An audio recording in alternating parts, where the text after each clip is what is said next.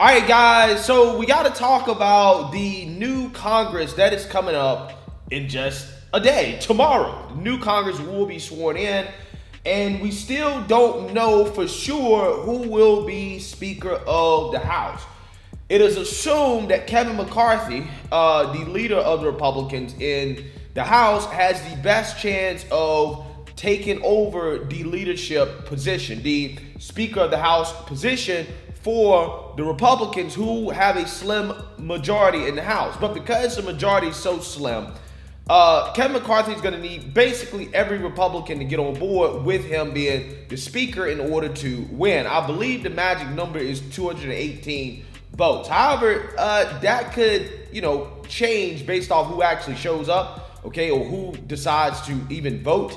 But regardless, he needs every Republican that he could get to become Speaker of the House. However, so far, it doesn't appear that Kevin actually has the votes to become Speaker from the Republicans, particularly the Freedom Caucus, because they're saying, look, we don't want to vote for this guy. We don't think that he's a good leader. We don't think that he represents the direction that the Republican Party needs to go in. Therefore, we are withholding our vote for him.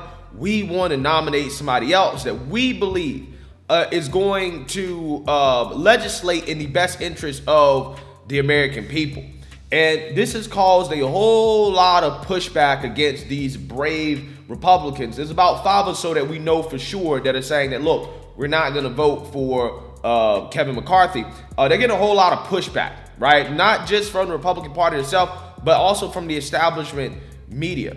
And allegedly, the pushback is so bad that you have incoming freshman Republican Congresswomen being threatened for not supporting Kevin McCarthy, which is what, again, newly elected incoming freshman Congresswoman Paulina Luna alleges happened to her in response to, again, her not wanting to support Kevin McCarthy for Speaker. Take a look. On the McCarthy Speaker situation, the RNC situation, for your constituents, what kind of blowback are you getting from the cartel? I got a very inappropriate phone call on Thursday where basically another member, this was a couple weeks ago actually, another member had called me basically to whip votes for the speaker's race and ultimately ended up threatening me. And I let that female member know that I wasn't going to basically be threatened. I don't think that I need to put that person's name out there because I think that they are probably embarrassed at doing that. But the fact is that that's not uncommon, I think, to have happen. And ultimately, I'm not going to be bullied. If you are going to negotiate in good faith, but don't resort to threatening people. And ultimately, I think at the end of the day, we're talking about one of the greatest superpowers the world has ever known. That's the United States of America. So to think that these people aren't coming to, be nice. I mean, I'm expecting that they're going to probably be angry and probably act a certain type of way. But again, I mean, as you guys know, I'm doing this not because I want to go hang out in D.C. I'm doing it because it needs to be done right now. And so I really do have some incredible colleagues. I mean, I have the utmost respect for Representative Jim Jordan. There's some great incoming freshmen that I'm friends with, Andy Ogles, Eli Crane. I mean, I have respect for both Representative Lauren Boebert and Representative Marjorie Taylor Greene, and I do hope that the right thing is done on January 3rd. But again, I will not be voting for anyone that does not embrace that motion to vacate the chair, and I don't care who it is. Yeah, so you seen that, you heard that. Threatened for not wanting to support Kevin McCarthy for Speaker. And I 100% believe it because, again, it's not just the establishment Republicans that are pushing for, other Republicans to get on board with this. You also have the establishment media as well, too, a.k.a. Fox News, the legacy media, that are also on board with pushing for Kevin McCarthy to be Speaker. In fact, listen to a couple segments here I want to show you guys with Newt Gingrich, okay, and Lawrence Jones, okay, and they're going to be talking about the Kevin McCarthy situation. I want you guys to pay attention and listen closely to the reasons that they're giving for why should every Republican get behind Kevin McCarthy. Take a listen. They gained seats in 22. He was the singularly most active, best fundraiser, biggest campaigner. I thought at least the House was going to be a sign of stability. And these 5 guys decided to go out as kamikazes and see if they can't sink the whole Republican Party. And that's what they're doing. This is not about Kevin McCarthy. This is about the right of any 5 members to basically throw away the entire rest of the conference and tell the rest of the conference it doesn't matter. Why would they do that? Between them and the conference. Newt, that makes absolutely no. Why would they do it? I think it's a psychological problem. These guys can't count straight. They can't play tic-tac-toe. They can't accept victory. I mean, this is a moment where the Freedom Caucus could claim victory and conservatives could claim victory. You're going to have, given what McConnell's been doing in the Senate, McCarthy is the only hope for conservatism in Washington right now, and to undermine him, I think, is to undermine conservatism, undermine the Republican Party, and frankly, undermine the country. Well, listen, just in the time, I'm sorry, I got limited time with you, but you said you presented him all these different proposals, but you only have another alternative, which is Hakeem Jeffries. And judging by the issues I'm sorry, Congressman, judging by the issues that you list on your campaign website, do you believe Hakeem Jeffries would be able to support that agenda?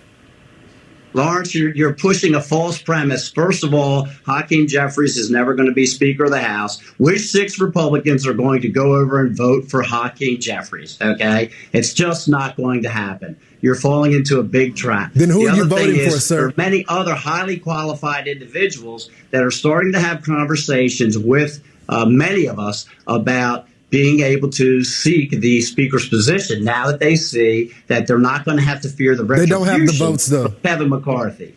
They don't have the votes, though, sir. You guys had a conference vote, and he got an overwhelming majority of your colleagues to support him. Kevin doesn't have 218 votes, Lawrence. He didn't have 210 votes. He didn't have 200 votes. He didn't have 190 votes. Kevin doesn't have the votes. And while you in the media continue to focus on the 5 of us that have been very public about our positions, there are many more. There's another 7 people that put out a letter saying that they weren't going to support Kevin. There was another freshman that came out by herself. With all due respect, sir, I'm not focused on the rest of the media.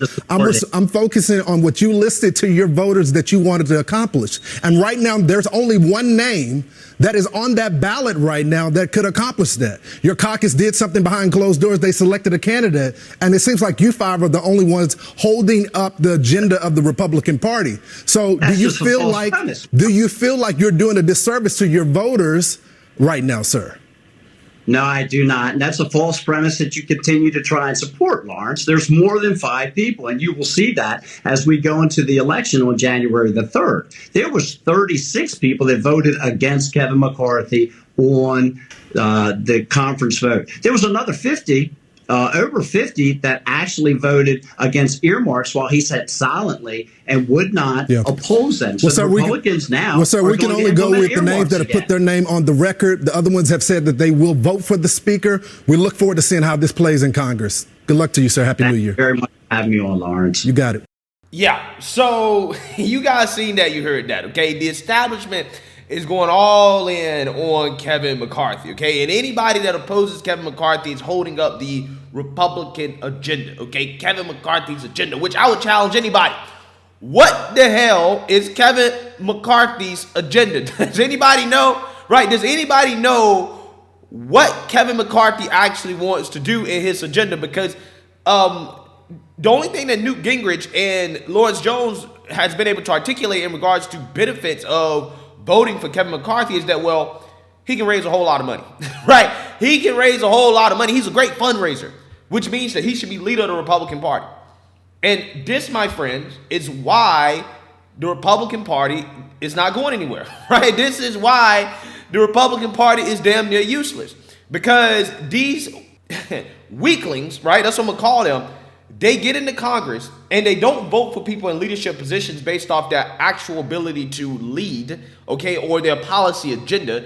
That is what you should be voting on, right? People who actually inspire people to lead and to come out and vote for them, to believe in a party.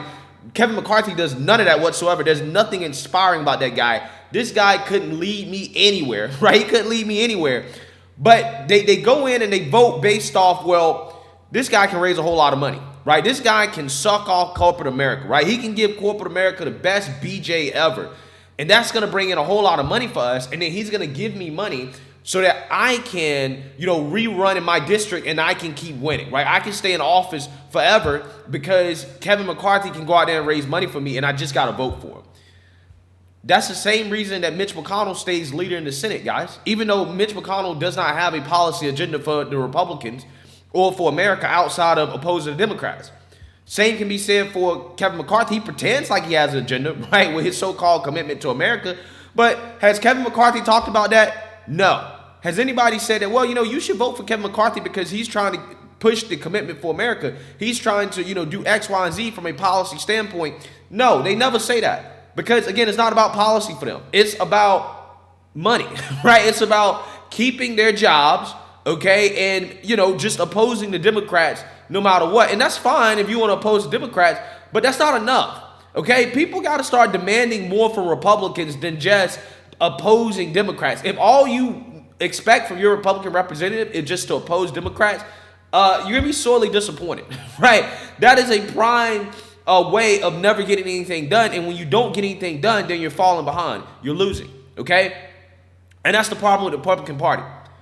Kevin McCarthy is a guy where he came out and he advocated for basically banning politicians from social media after January 6th. He's in favor of big tech censorship. Is Kevin McCarthy going to do anything about big tech censorship against conservatives? Hell no. Now, he claims that he's going to stop or ban insider trading. Is he actually really going to do that? I don't think so. Is he actually going to remove Ilhan Omar, Adam Schiff, and the other guy, the congressman that slept with the Chinese spy, right, Eric Swalwell? Is he going to kick them off their committees? Probably not, right? He's going to come out here and make a whole bunch of promises that he's not going to keep. He's not going to stop spending trillions of dollars, right? He's not going to do any of that stuff. He's simply going to make a whole bunch of promises. He's not going to keep them. And then once he gets his votes, it'll be back to business as usual, right? Again, I'm just not falling for this, okay? I don't think that he's going to oppose more spending and support for Ukraine. He's not going to do any of that stuff. But again, because Republicans don't really care, a lot of these Republicans don't really care about the policies. They just care about keeping their jobs and just getting reelected. They're going to vote for him because they know that, okay, this guy can raise a whole bunch of money. And this is how prostitutes work, right? This is why I call the politicians prostitutes, because this is what they do. This is what they do. And quite honestly, I'm sick and tired of it. I'm sick and tired of it. Republican Party is doing a terrible job of giving people reasons to actually come out here and vote and support them, which is, really sad considering how bad the Democrats are doing. The Republicans should be getting layups. However, for whatever reason, they just can't. And it's because of the leadership of people like Kevin McCarthy and Mitch McConnell. These people have failed the American people time and time and time again, but yet the Republicans in Congress keep voting for them. Oh, they should be our leader, when they have no leadership qualities outside of the ability to raise money.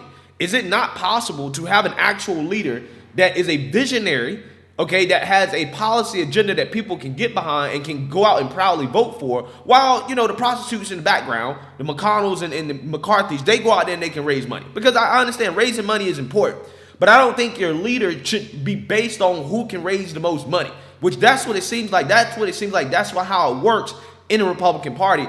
And that is the main issue with the Republican Party right now is leadership.